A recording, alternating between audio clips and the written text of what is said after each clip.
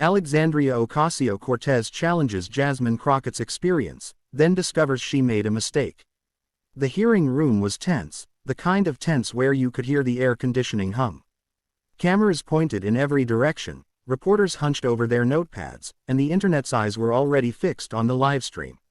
Alexandria Ocasio-Cortez leaned forward in her chair, hands clasped, eyes locked on the witness table where Representative Jasmine Crockett sat calmly flipping through a binder. "A colleague of mine," AOC began, "has been speaking with great confidence on matters that require years, decades, of expertise.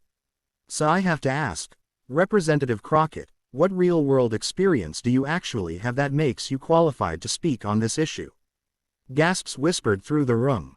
It was bold, even for AOC. Jasmine looked up slowly, her eyes warm but steady. "Would you like the short answer or the one that will make you rethink the question entirely?" AOC smirked. "I'll take the full version." The next few minutes were not what anyone expected. Jasmine didn't launch into a resume of law degrees, committee work, or political victories. Instead, she told a story. "I grew up watching my neighbors lose their homes when factories shut down," she began. "I saw mothers work 2 jobs and still skip meals so their kids could eat.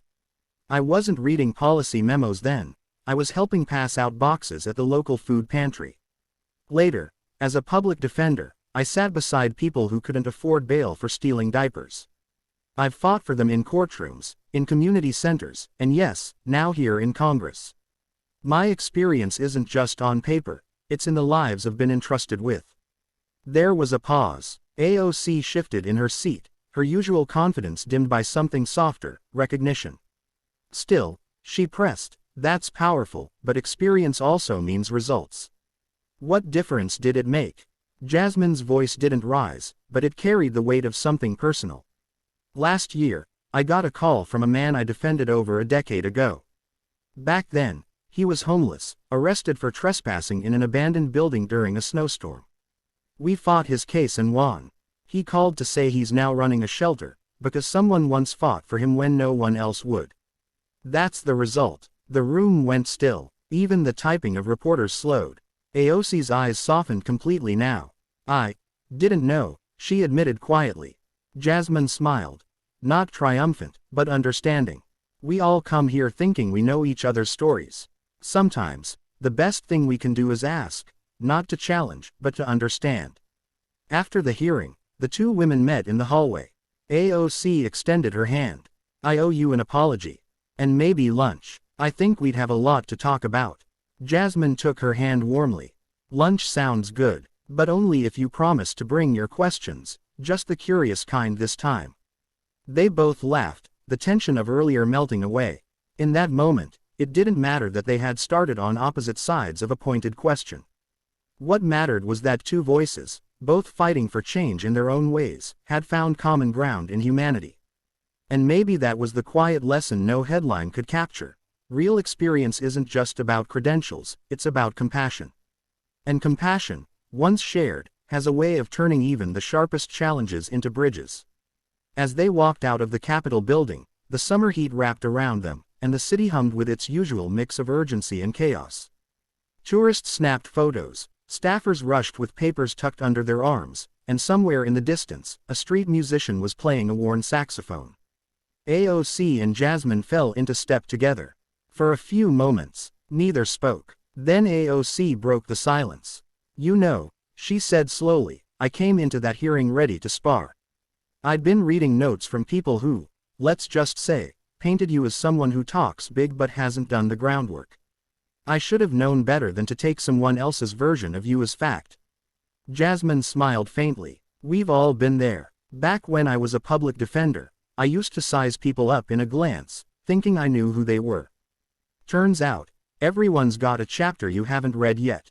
They stopped at a crosswalk. Across the street, a young man in a wheelchair was struggling to get over a cracked patch of sidewalk. Without hesitation, Jasmine stepped forward, waved traffic to a halt, and crossed toward him. She knelt beside him, speaking softly, then helped guide his wheels over the rough concrete. AOC watched, a little stunned at how seamlessly the kindness came, not as a performance, but as muscle memory. When Jasmine returned, Brushing the dust from her hands, AOC's voice was quiet. That's exactly what you were talking about in there, isn't it? The small stuff no one writes down but that changes the moment for someone. Exactly, Jasmine said. Policy matters, but humanity is what keeps it alive. Later that evening, AOC sat at her desk, replaying the day. She drafted a post, not about winning or losing an argument, but about learning. Greater than, today I was reminded that experience is more than titles or years. It's the lives we've touched, the people we've stood up for, and the compassion we show when no one's watching. I challenged a colleague, and in return, she taught me something I won't forget. The post went viral overnight, not because it was political, but because it was personal. Thousands of comments poured in, sharing moments of unexpected compassion from strangers, from friends, even from former rivals. By the week's end, AOC and Jasmine co-hosted a community town hall in the Bronx, standing side by side. It wasn't about proving who knew more, it was about listening to the people who knew best, the ones living the challenges they were there to solve. As they closed the event, Jasmine looked out at the crowd and said, "When we start with understanding instead of suspicion, we stop building walls, and start building doors." And in that room, packed with people from every walk of life, no one doubted that was the kind of experience the world needed more of.